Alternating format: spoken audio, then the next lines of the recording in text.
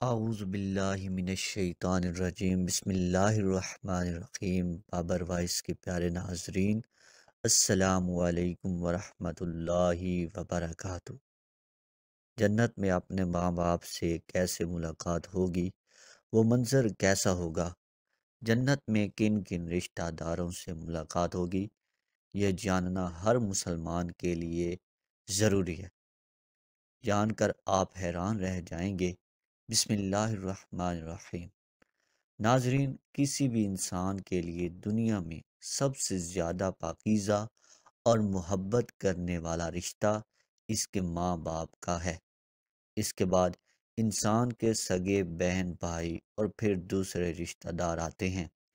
اس دنیا میں قائم یہ رشتے کسی بھی انسان کے لیے اولین ترجیح ہوتے ہیں، جبکہ کچھ رشتے تو ہماری زندگی کے لیے ایسے اہم اور لازم و ملزوم بھی ہو جاتے ہیں کہ ان کے بغیر زندگی گزارنا ناممکن اور محال ہو جاتا ہے۔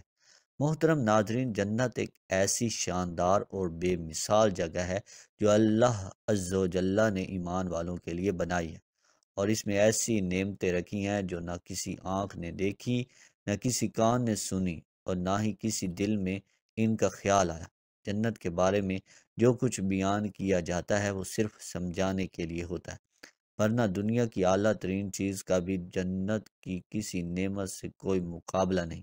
لیکن اب سوال یہ ہے کہ کیا انسان کی نہ ختم ہونے والی زندگی میں بھی ہمارے یہ اہم اور پاکیزہ رشتے کیا ہمارے ساتھ ہوں گے؟ یعنی جنت میں یہ سوال اکثر ہمارے ذہنوں میں آتا ہے کہ اس دنیا میں ہمارا سب سے عظیم رشتہ یعنی ماں، کیا جنت میں بھی ہمارے ساتھ ہوگی؟ یہ احادیث کی روشنی میں اس سوال کا جواب تلاش کرتے ہیں۔ احادیث میں ہے کہ جب کوئی روح علیین میں پہنچتی ہے تو وہاں پر موجود روحیں اس سے ملنے آتی ہیں اور دنیا میں اپنے رشتہ داروں کے بارے میں معلوم کرتی ہیں۔ اس طرح سے جب کوئی انسان مرنے کے بعد علیین میں پہنچتا ہے تو اس کا رشتہ دار اس سے ایسے ملتے ہیں جیسے کسی دور دراز سے آنے والے مسافر سے ملاقات کی جاتی ہے، اور دونوں آپس میں مل کر بہت خوش ہوتے ہیں۔ ارشاد باری تعالیٰ ہے، اے میرے بندو، آج تم پر نہ کوئی خوف طاری ہوگا اور نہ تم غمگین ہوں گے۔ میرے وہ بندے جو ہماری آیتوں پر ایمان لائے تھے اور فرما بردار رہے تھے، تم بھی اور تمہاری بیویاں بھی خوشی سے چمکتے چہروں کے ساتھ جنت میں داخل ہو جاؤ۔ ان کے آگے سونے کے پیالے اور گلاس گردش میں لائے جائیں گے، اور اس جنت میں ہر وہ چیز ہوگی جس کی دلوں کو خواہش ہوگی اور جس میں آنکھوں کو لذت حاصل ہوگی۔ ان سے کہا جائے گا کہ اس جنت میں تم ہمیشہ رہو گے۔ محترم ناظرین، ان آیات سے یہ ثابت ہوتی ہے کہ جنت مردوں کی بیویاں بھی جنت میں ان کے ساتھ ہی ہوں گی اور ایک ساتھ ہی جنت میں رہیں گے۔ وہاں جنت میں انہیں ہر وہ چیز مہیا کی جائے گی جس کی وہ خواہش کریں گے۔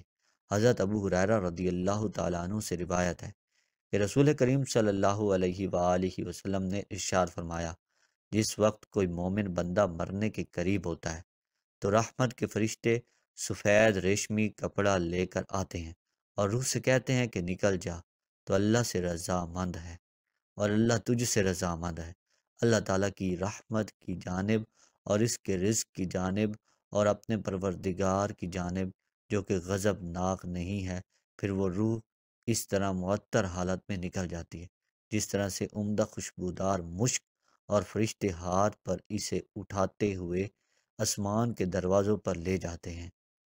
تو آسمان والے فرشتے کہتے ہیں، کیا عمدہ خوشبو ہے جو کہ زمین سے آئی ہے۔ پھر اس کو اہل ایمان کی ارواح کے پاس لاتے ہیں تو وہ ارواح خوش ہوتی ہیں، اور یہ خوشی اس خوشی سے بھی زیادہ ہوتی ہے جو کسی بچھڑے ہوئے کی آمد سے انسان کو میسر آتی۔ پھر وہ پہلے سے موجود مومنین اس نئے آنے والے سے دریافت کرتے ہیں کہ فلاں آدمی نے کیا کیا اور فلاں آدمی کا کیا ہوا، یعنی جس شخص کو دنیا میں چھوڑ کر گئے تھے اب وہ کس طرح کے کاموں میں مشغول ہے۔ پھر انہی میں سے چند ارواح آپس میں ایک دوسرے سے کہتی ہیں کہ ابھی ٹھہر جاؤ اور اسے چھوڑ دو کیونکہ یہ دنیا کے غم میں مبتلا تھا۔ یہ روح پوچھتی ہے کہ کیا وہ شخص ابھی تم لوگوں کے پاس نہیں پہنچا؟ وہ تو کب کا مر چکا تھا۔ اس پر وہ روحیں کہتی ہیں کہ پھر وہ تو جہنم میں گیا ہوگا۔ محترم ناظرین، پیارے نبی حضرت محمد صلی اللہ علیہ وآلہ وسلم نے فرمایا کہ تمہارے اعمال تمہارے ان رشتہ داروں اور خاندانوں والوں کے سامنے جو آخرت یعنی عالم برزخ میں ہیں پیش کیے جاتے ہیں۔ اگر نیک عمل ہوں تو وہ خوش ہوتے ہیں اور کہتے ہیں کہ اے اللہ، آپ کا فضل اور رحمت ہے، بس اپنی یہ نعمت اس پر پوری کیجیے اور اس پر اس کو موت دیجیے۔ اس طرح ان پر گناہ گار شخص کا عمل بھی پیش ہوتا ہے تو کہتے ہیں اے اللہ، اس کے دل میں نیکی ڈال دے جو تیری رضا اور قرب کا سبب ہو جائے۔ مختلف روایات سے معلوم ہوتا ہے کہ جنت میں مختلف رشتہ دار ایک دوسرے کو پہچانتے ہوں گے اور ایک دوسرے سے ملتے جلتے رہیں گے، اور ان میں سے بعض کو ایک ساتھ رکھا جائے گا۔ سورہ طور کی آیت نمبر 21 میں اللہ سبحانہ تعالیٰ کا فرمان ہے، اور جو لوگ ایمان لائے اور ان کی اولاد نے بھی ایمان میں ان کی پیروی کی تو ان کی اولاد کو ہم انہی کے ساتھ شامل کر دیں گے اور ان کے عمل میں سے کسی چیز کی کمی نہیں کریں گے۔ حضرت ابن عباس رضی اللہ تعالیٰ عنہ سے مروی ہے، بے شک اللہ تعالیٰ مومن کی آنکھوں کو ٹھنڈا کرنے کے لیے اس کی اولاد کو ان کے اصل مقام بلند کر کے اس کے پاس اس کے درجے میں پہنچا دیں گے، اگرچہ یہ اولاد اپنے اعمال کے اعتبار سے اس درجے تک نہ پہنچتی ہوگی۔ پھر آپ صلی اللہ علیہ وآلہ وسلم نے یہ آیت تلاوت فرمائی، اور جو لوگ ایمان لائے ہیں اور ان کی اولاد نے بھی ایمان میں ان کی پیروی کی۔ اس سے معلوم ہوتا ہے کہ انسانوں کی اولاد کو اس کی خواہش کے مطابق ان کے ساتھ ہی رکھا جائے گا۔ جو لوگ جنت میں جائیں گے تو یقیناً یہ وہ لوگ ہوں گے جنہوں نے اس دنیا میں نیک اعمال کیے ہوں گے، جبکہ ایسے لوگ بھی ہوں گے جنہوں نے گناہ کیے ہوں گے لیکن اپنے گناہوں پر شرمندہ ہو کر اس دنیا میں ہی اللہ سے معافی مانگ لی ہو اور صدق کے دل سے توبہ استغفار کر لیا ہو تو اللہ تعالیٰ ان کو معاف فرما کر جنت میں داخل کرے گا، جہاں اللہ عز و جل ان کی ہر خواہش پوری فرما دے گا۔ اور یقیناً اس کی خواہش میں سے ایک خواہش یہ بھی ہوگی کہ اس دنیا میں جو بھی گناہ سرزد ہو چکے ہوں یا کوئی گناہ والے اعمال اس نے کیے ہوں تو اس سے وہ تمام اعمال بھلا دیے جائیں، کیونکہ جنت امن اور سکون کی جگہ ہوگی جہاں منفی خیالات اور غم و غصے کی کوئی گنجائش نہ ہوگی، اور ایک مومن اور جنتی کے لیے ہر طرف خوشحالی ہی خوشحالی ہوگی، جیسا کہ سورہ بقرہ کی آیت نمبر 25 میں ارشاد باری تعالیٰ ہے، اور جو لوگ ایمان لائے اور نیک عمل کرتے رہے ان کو خوشخبری سنا دو کہ ان کے لیے جنت کے باغ میں جن کے نیچے نہریں بہہ رہی ہیں، جب انہیں ان میں سے کسی کا میوہ کھانے کو دیا جائے گا تو کہیں گے یہ تو وہی ہے جو ہم کو پہلے بتایا گیا تھا، اور انہیں ایک دوسرے کے ہم شکل میوے دیے جائیں گے، اور وہاں ان کے لیے پاک بیویاں ہوں گی اور وہ جنت میں ہمیشہ رہیں گی۔ محترم ناظرین، ایک اور حدیث میں ہے کہ رسول اللہ صلی اللہ علیہ وآلہ وسلم نے فرمایا، جب اہل جنت جنت میں داخل ہوں گے اور ان میں سے کسی کو اپنے بھائیوں اور رشتہ داروں سے ملنے کی خواہش ہوگی تو اس کا بستر اسے اڑا کر ان کے بستروں کے برابر پہنچا دے گا، اور پھر دونوں تکیہ لگا کر دنیا میں گزرے ہوئے دنوں کے بارے میں باتیں کرنے لگیں گے۔ ان میں سے ایک اپنے ساتھی سے کہے گا کہ اے فلاں، تمہیں یاد ہے کہ اللہ نے فلاں دن اور فلاں فلاں جگہ پر ہماری مغفرت فرمائی تھی، اس طرح کہ ہم نے اللہ سے دعا کی تھی اور اللہ نے ہمیں مغفرت کا پروانہ عطا فرما دیا تھا۔ رسول کریم صلی اللہ علیہ وآلہ وسلم کے مزاج مبارک کے بارے میں متعدد احادیث مبارکہ میں بیان کیا گیا ہے۔ آپ صلی اللہ علیہ وسلم انتہائی شگفتہ مزاج تھے اور نرمی و محبت سے مسکرا کر بات کیا کرتے تھے، تاہم کئی بار آپ صلی اللہ علیہ وآلہ وسلم بے اختیار ہنس بھی دیتے، مگر یہ اس وقت ہوتا جب آپ صلی اللہ علیہ وآلہ وسلم آخرت کے حالات بیان فرما رہے ہوتے۔ امام عسقلانی رحمۃ اللہ علیہ نے فرمایا ہے، یہ کہا گیا ہے کہ آپ صلی اللہ علیہ وآلہ وسلم صرف آخرت کے امور میں ہنسا کرتے تھے، اگر کوئی معاملہ دنیا سے متعلق ہوتا تو اس پر آپ صلی اللہ علیہ وآلہ وسلم صرف تبسم فرمایا کرتے تھے۔ آپ صلی اللہ علیہ وآلہ وسلم نے ایک بار صحابہ کرام رضی اللہ تعالیٰ عنہ کو یہ آگاہ کیا کہ روز محشر جب کسی کو جہنم سے نکال کر جنت میں بھیجا جائے گا تو اس کی حالت کیا ہوگی؟ اس پر آپ صلی اللہ علیہ وآلہ وسلم نے ہنس کر واقعہ کا احوال بیان کیا۔ بخاری شریف اور مسلم شریف میں یہ متفق علیہ حدیث مبارکہ ہے، اور اسے یوں بیان کیا گیا ہے۔ حضرت عبداللہ بن مسعود رضی اللہ تعالیٰ عنہ سے روایت ہے کہ حضور نبی کریم صلی اللہ علیہ وآلہ وسلم نے فرمایا، مجھے اچھی طرح معلوم ہے کہ سب سے آخر میں جہنم سے کون نکالا جائے گا، یا سب سے آخر میں کون جنت کے اندر داخل ہوگا۔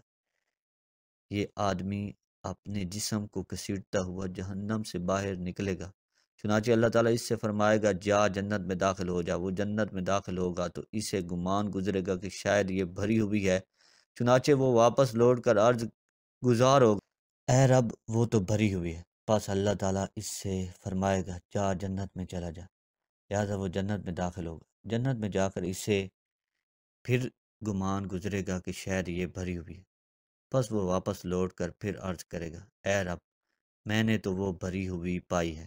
چنانچہ اللہ تعالیٰ اس سے فرمائے گا جا اور جنت میں داخل ہو، کیونکہ تیرے لیے جنت میں دنیا کے برابر بلکہ اس سے 10 گنا زیادہ حصہ، یا فرمایا تیرے لیے 10 دنیاؤں کے برابر حصہ ہے۔ وہ عرض کرے گا اے اللہ کیا مجھ سے مزاح کرتا ہے یا مجھ پر ہنستا ہے، حالانکہ تو حقیقی مالک۔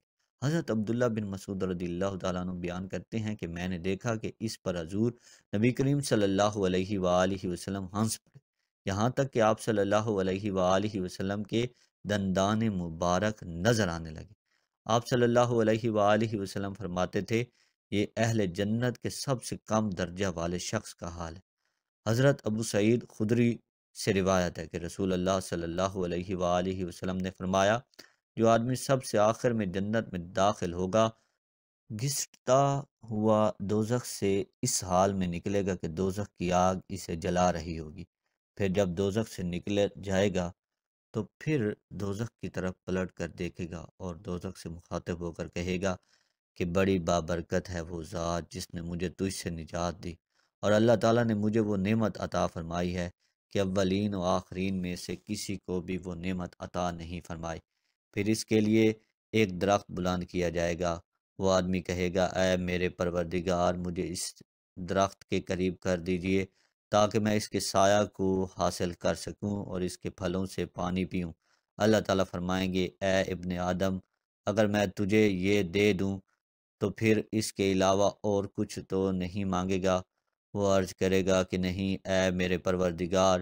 اللہ تعالیٰ اس سے اس کے علاوہ اور نہ مانگنے کا معاہدہ فرمائیں گے، اور اللہ تعالیٰ اس کا عذر قبول فرمائیں گے، کیونکہ وہ جنت کی ایک ایسی ایسی نعمتیں دیکھ چکا ہوگا کہ جس پر اسے صبر نہ ہوگا۔ اللہ تعالیٰ اسے اس درخت کے قریب کر دیں گے اور اس کے سائے میں آرام کرے گا اور اس کے پھلوں کے پانی سے پیاس بجھائے گا۔ پھر اس کے لیے ایک اور درخت ظاہر کیا جائے گا جو پہلے درخت سے کہیں زیادہ خوبصورت ہوگا۔ وہ آدمی عرض کرے گا اے میرے پروردگار مجھے اس درخت کے قریب فرما دیجئے تاکہ میں اس کا سایہ حاصل کر سکوں اور اس کا پانی پیوں، اور اس کے بعد میں اور کوئی سوال نہیں کروں گا۔ اللہ فرمائیں گے اے ابن آدم کیا تو نے مجھ سے وعدہ نہیں کیا تھا کہ تو مجھ سے اور کوئی سوال نہیں کرے گا؟ اور اب اگر تجھے اس درخت کے قریب پہنچا دیا تو پھر تو اور سوال کرے گا۔ اللہ تعالیٰ پھر اس سے اس بات کا وعدہ لیں گے کہ وہ اور کوئی سوال نہیں کرے گا، تاہم اللہ تعالیٰ کے علم میں وہ معذور ہوگا، کیونکہ وہ ایسی ایسی نعمتیں دیکھے گا کہ جس پر وہ صبر نہ کر سکے گا۔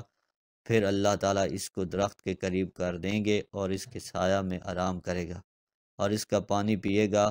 پھر اسے جنت کے دروازے پر ایک درخت دکھایا جائے گا جو پہلے دونوں درختوں سے زیادہ خوبصورت ہو۔ وہ آدمی کہے گا اے میرے رب مجھے اس درخت کے قریب فرما دیجئے تاکہ میں اس کے سایہ میں آرام کروں اور پھر ان کا پانی پیوں اور اس کے علاوہ کوئی اور سوال نہیں کروں گا۔ پھر اللہ تعالیٰ اس آدمی سے فرمائیں گے اے ابن آدم کیا تو نے مجھ سے یہ وعدہ نہیں کیا تھا کہ تو اس کے بعد اور کوئی سوال نہیں کرے گا؟ ہاں اے میرے پروردگار اب میں اس کے بعد اس کے علاوہ اور کوئی سوال نہیں کروں گا۔ اللہ اسے معذور سمجھیں گے۔ کیونکہ وہ جنت کی ایسی ایسی نعمتیں دیکھے گا کہ جس پر وہ صبر نہیں کر سکے گا۔ پھر اللہ تعالیٰ اسے اس درخت کے قریب کر دیں گے۔ جب وہ اس درخت کے قریب پہنچے گا تو جنت والوں کی آوازیں سنے گا، تو وہ پھر عرض کرے گا، اے میرے رب مجھے اس میں داخل کر دے۔ تو اللہ فرمائیں گے، اے ابن آدم، تیرے سوال کو کون سی چیز روک سکتی ہے؟ کیا تو اس پر راضی ہے کہ تجھے دنیا اور دنیا کے برابر دے دیا جائے؟ وہ کہے گا، اے رب العالمین، تو مجھ سے مذاق کرتا ہے۔ یہ حدیث بیان کر کے حضرت عبداللہ رضی اللہ تعالیٰ عنہ ہنس پڑے اور لوگوں سے فرمایا کہ تم مجھ سے کیوں نہیں پوچھتے کہ میں کیوں ہنسا؟ لوگوں نے کہا کہ آپ کس وجہ سے ہنسے؟ فرمایا، رسول اللہ صلی اللہ علیہ وآلہ وسلم اسی طرح ہنسے تھے۔ فرمایا، اللہ رب العالمین کے ہنسنے کی وجہ سے جب وہ آدمی کہے گا کہ آپ رب العالمین ہونے کے باوجود مجھ سے مذاق فرما رہے ہیں، تو اللہ فرمائیں گے کہ میں تجھ سے مذاق نہیں کرتا، مگر جو چاہوں کرنے پر قادر ہوں۔ صحیح مسلم جلد اول حدیث نمبر 463۔ اللہ عز و جل سے دعا ہے کہ ہمیں بھی اس دنیا کی آزمائش میں کامیاب و کامرام فرما کر جنت میں داخل فرمائے اور ہمارا خاتمہ بالخیر فرمائے، آمین۔ ناظرین، کمنٹ باکس میں اللہ تعالیٰ کے 99 ناموں میں سے ایک نام ضرور ٹائپ کریں۔ والسلام۔ آج کی ویڈیو آپ کو کیسی لگی ہے کمنٹ باکس میں ضرور بتائیے گا، اور ہمارے چینل بابر وائس کو ضرور سبسکرائب کریں۔ والسلام۔